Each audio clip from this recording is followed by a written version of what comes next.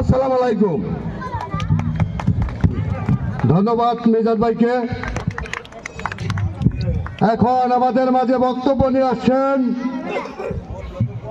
হুসেন মিয়া, শেরপুর জেলা যুবদলের সাংগঠনিক সম্পাদক।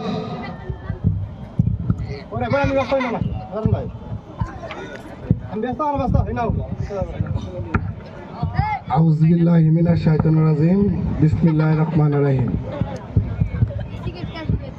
আমার ভাই এবং বাবা সুমরতুল্লাহ সবাইকে আমার সালাম জানাই, আসসালামু আলাইকুম। আজকে 2026 সাল যে 12 তারিখ নির্বাচন হতে গেছে, আমাদের ধানের শীষ পদপ্রার্থী ডক্টর সানজিলা জেসমিন প্রিয়াঙ্কা। আমরা 17 বছর অনেক কষ্ট, অনেক নির্যাতিত সহ্য করেছি যারা বিএনপি করি। আজকে আমরা দলের সাথে বেমানি গাদ্দারি করতে পারবো না। 17 বছর নিজের অত্যাচার জুলুম সহ্য করেও আমরা দলকে কোনো সময় ছাড়ি নাই। এখন কিছু লোক আমাদের দলের ভিতর থেকে সইরা যায়, দলের সাথে গাদ্দারি করছে, জাতির সাথে গাদ্দারি করছে। যে লোকগুলা ধানের শীষের বাহিরে যায়, এরা নির্বাচন করতেছে আমাদের নেতাকে, আমাদের আল্লাহ হযরত আলী ভাই। সে দুঃসময় প্রত্যেকটা নেতাকর্মীর জেলখানার ভিতরে থেকে থেকে খোঁজ নিছে, তারপরে তার বিরুদ্ধে অপছন্দ করতেছে। কিন্তু আমরা এগুলো বিভ্রান্ত কথা শুনবো না। আজকে নির্বাচন বন্ধ করার জন্য আওয়ামী লীগের কিছু দূষণ নেতাগুনারে স্বতন্ত্র প্রার্থী, জামাতের প্রার্থী এরা নিয়ে সাইরে আমাদের আওয়ামী লীগের মতো নিয়ে অত্যাচার করা শুরু করছে।